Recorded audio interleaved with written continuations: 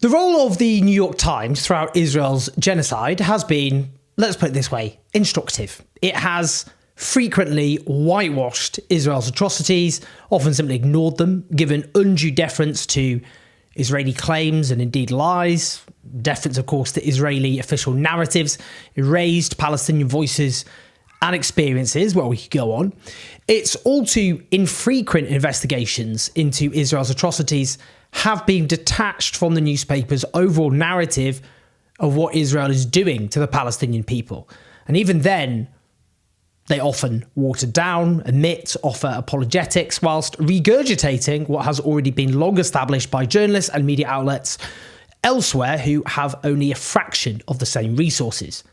Enter stage right. Their new investigation, Israel loosened its rules to bomb Hamas fighters, killing many more civilians. This is a new piece which the New York Times has released a few days ago. Now, some might go, just be grateful that establishment media outlets are publishing this stuff at all. The piece, which focuses on Israel's bombing campaign in the first few weeks after 7th October 2023, confirms that Israel has committed multiple war crimes in that bombing campaign.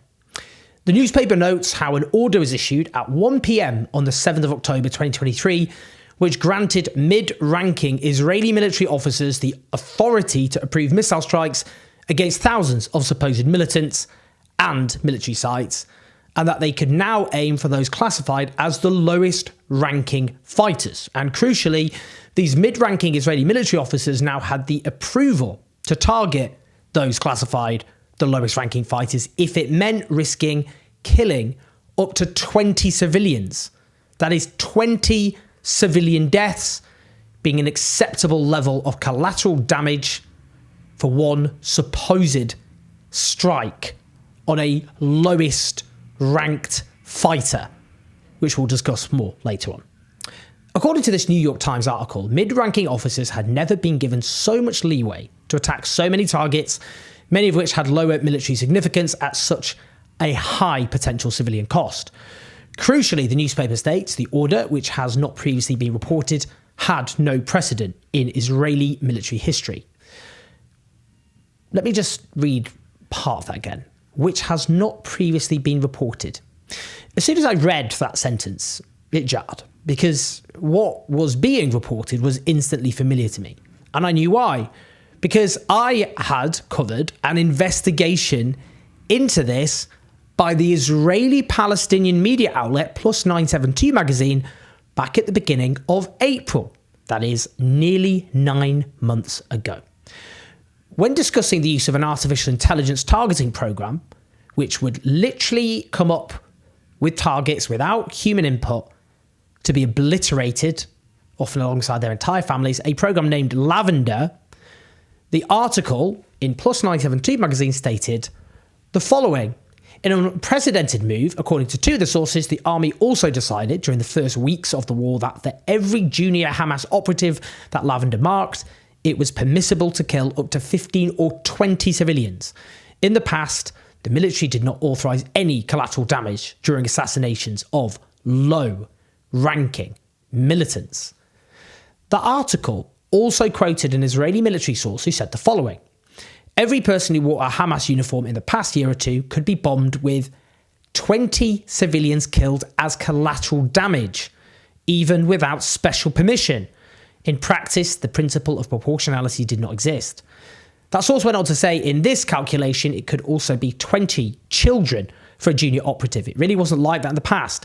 When they were asked by Plus 972 magazine about the security rationale for such a policy, the source replied, lethality. So what is the New York Times talking about? They're claiming this has never been reported before, and yet here I am quoting from an article, which I covered myself on this channel. Some of you may remember. It's in a video entitled Israel's Dystopian Killing Machine Exposed.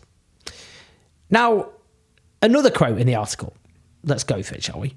Strikes that endangered more than 100 civilians were occasionally permitted to target a handful of Hamas leaders as long as senior generals or sometimes the political leadership approved, according to 4 Israeli officers involved in target selection.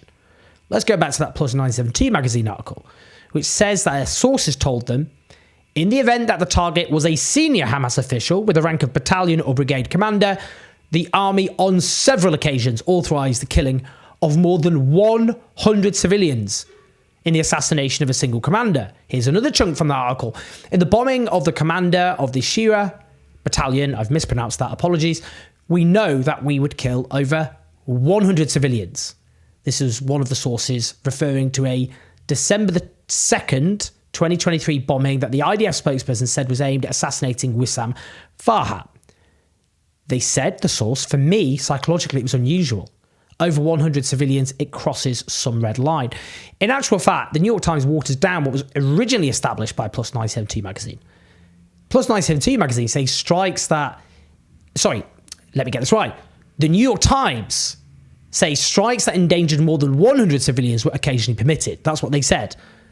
Endangered more than 100 civilians were occasionally permitted. Plus 972 magazine said that the army on several occasions authorised the killing of more than 100 civilians. Now, the New York Times know all about Plus 972 magazine. How do we know this? Because they actually refer to Plus 972 magazine in this piece, in the following paragraph. In other units, 3 officers said, an individual considered a confirmed militant if he was simply listed in lavender. Details of that process were previously reported by Plus 972, an Israeli-Palestinian news website. The Israeli military has denied that was military policy and said that any analyst who relied solely on lavender would have been overruled by superiors.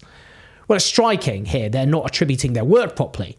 But what they do is bring up in passing Plus 972 magazine, then undermine them by using a denial from the Israeli army to combat the claims made by Plus 972 magazine about the use of this artificial intelligence system in the selection of targets. That is, that there was human input when Plus 972 magazine made clear there was not in that targeting. Now, the framing of the New York Times article tells you what you need to know. The subheading reads as follows: surprised by October 7th and fearful of another attack, Israel weakens safeguards meant to protect non-combatants, allowing officers to endanger up to 20 people in each airstrike. One of the deadliest bombardments of the 21st century followed. So what the New York Times does is offer empathy for Israel's decision to commit grave war crimes. More, it should be noted, empathy is offered there than for the actual victims of these war crimes, the countless Palestinians who've been slaughtered by Israeli airstrikes. The way it's framed there is completely euphemistic. Safeguards, surprised, wanted to prevent another attack as well. You can understand why they did the things they did. That's what the New York Times is doing, isn't it?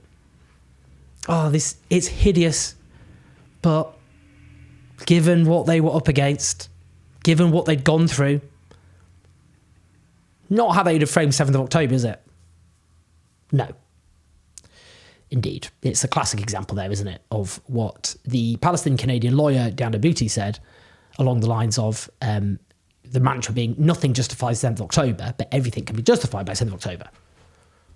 In this case, well, terrible war crimes, but there is a context. Now, the New York Times push notification for the piece goes along those lines.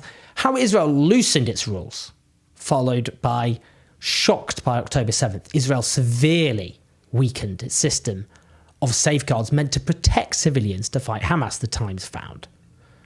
I mean, they frame again Israel's decision to commit war crimes as an understandable emotional response, and then they portray what is mass set slaughters the mere weakening of safeguards. I mean, it sounds like like an airline which just cut around the edges a bit, doesn't it? It's like safety protocols, red tape, not quite abided by. Indeed, the article itself makes Israel's slaughter seem careless rather than a calculated policy, which was, of course, fleshed out by the repeated statements of Israeli leaders and officials, which repeatedly made clear in the most unsubtle fashion possible that they regarded Palestinian civilians as collectively guilty and therefore fair game. Now, for example, discussing the Israeli military striking at such a pace that it made it harder to confirm it was hitting legitimate targets. Yeah, I'm sure they were truly devastated by that in the command rooms. The article then says the Israeli military burned through much of a pre-war database of vetted targets within days and adopted an unproven system for finding new targets that used artificial intelligence at a vast scale. In other words, a rationale for mass indiscriminate bombing. As the work of others has established, allowing for so-called lowest ranking militants to be targeted means a vast swathe of society, because Israel uses Hamas as an indiscriminate label for so many people in society who are not legitimate military targets by any rational definition. And that's the point. The lowest ranking Hamas official, thereby, or Hamas militant, all sorts of civil servants, people working in public administration. I mean, that's what we're talking about. Even if, or in the past, they were linked to that somehow. Or maybe their cousin worked there. I mean, here's the issue. Throughout Israel's mass slaughter, there were those of us who pointed to the obvious, that the Israeli state is slaughtering Palestinian civilians en masse. That its bombing campaign in Gaza alone, but just by focusing on the bombing campaign, there are many planks to the genocide, but just that bombing campaign alone, that's a litany of extreme war crimes. We said that from the start because it was obvious, because we could see what was happening. I mean, this is the whole ludicrous nature of this entire genocide. We're literally constantly trying to argue that what we can see and hear in the most evidenced genocide in history, the most evidenced genocide as it happened, I should clarify, that it is what it looks and sounds like. That's the ludicrous nature of all of this. It was clear. They were obviously wiping the place off the face of the earth. And, we're now 14 months on and the New York Times pops up and goes, well, actually, maybe there's a point there. Now, the mainstream narrative throughout was that this was the right to self-defense, that mass civilian killings were being avoided by Israel. They kept telling Western media, not their own people, no. Yeah, click a tweet in Hebrew and press translate on Israeli leaders and officials. They weren't saying this. But when they were turning up to, oh, no, of course we don't kill civilians, to Sky News or whatever, and the presenters were like, oh, lapping it up. It was a mistake occasionally. Things happen in wars. And the other, of course, key plank, which was indulged by the Western media, and still is that these mass civilian killings were really being caused by so-called human shields. It was that these Palestinian civilians were being put in harm's way, not by the Israeli military. And, if we tried to push back at any of this, we're all Hamas stooges. That's what happened. Those people have to pay the price for that, by the way. It's not a case of, oh, we were right, they were wrong. Oh, well, never mind. These things happen. Sometimes you make the right call, sometimes you don't. No. If you literally defy all the evidence to justify genocide, even if you don't claim it's a genocide, it doesn't matter. It's what actually is what matters. If you try and rebut the truth about a colossal crime just by having all the evidence at your fingertips, and you try and destroy the people who were actually telling the truth all along about what was happening, you have to pay a price. You can't get away with this. I'm not calling for violence, just to be clear. I'm calling for careers to be ruined and for people to be arrested. This ends in arrest. This ends with people going to prison, not just politicians. Now, the New York Times comes along to confirm the obvious 14 months after the bombing campaign started. And indeed, another article, by the way, by Plus 972 magazine, published November the 30th, 2023. It's entitled A Mass Assassination Factory Inside Israel's Calculated Bombing of Gaza. It went into detail about how Israel was wiping Gaza from the face of the earth with its bombs. This was all there for anybody, all the evidence there for anybody who was interested. And here's a really important point. Plus 972 magazine have done incredible work. They operate on a shoestring budget compared to the global juggernaut that is the New York Times, who have infinitely more resources. The New York Times could have done all of this a long time ago in great detail, and they chose not to, while indulging Israel's deceitful narratives. And now, as Gaza is rubble and so many of its citizens have been butchered and maimed, they claim to exclusively report what was already established a long time ago. What I would say, though, is this. The article, however woeful its limitations, should be added to the overwhelming body of evidence that Israel is guilty of some of the worst crimes imaginable, and that the apologists, as well as the perpetrators, have nowhere to hide. Please like and subscribe. Leave your thoughts, your comments, support this effort to take on the pro-genocide media at patreon.com/ownjoes84. We have lots in store for you. I promise you that. We're upping our game in 2025 in a massive way. Listen to some podcasts. I'll speak to you soon.